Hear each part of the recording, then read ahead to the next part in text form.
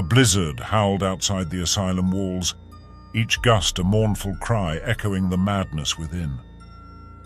14-year-old Jacob huddled beneath a thin blanket, his eyes wide with a terror that transcended the storm.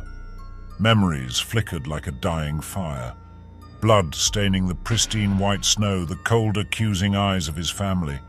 He was a monster, they said, locked away for a crime too monstrous to speak of. Years bled into one another, each day a monotonous march towards oblivion.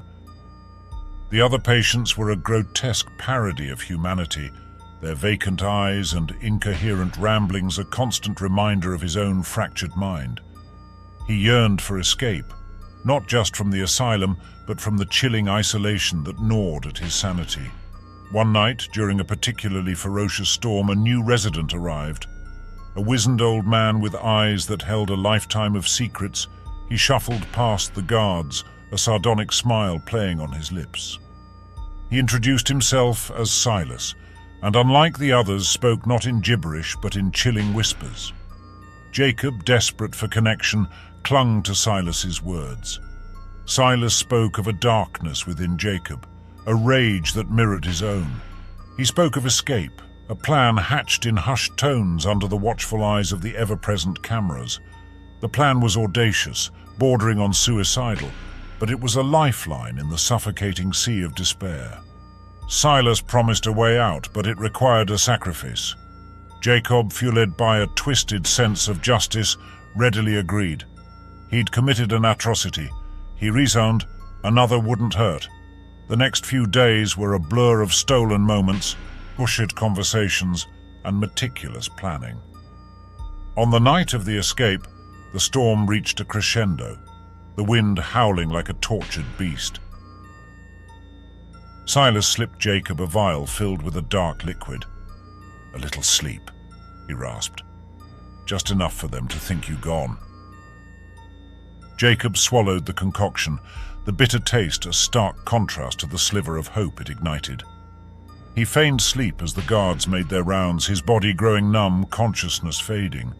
He awoke to the suffocating darkness of a wooden box.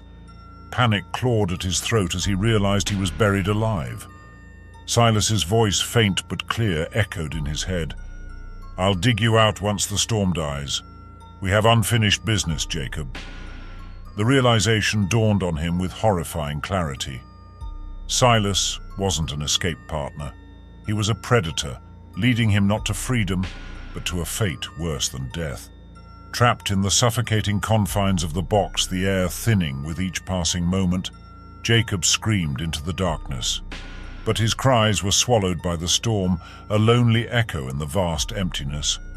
As oxygen dwindled, the memories that haunted him returned, more vivid and monstrous than ever. His screams morphed into choked sobs, a desperate plea for the forgiveness he knew wouldn't come.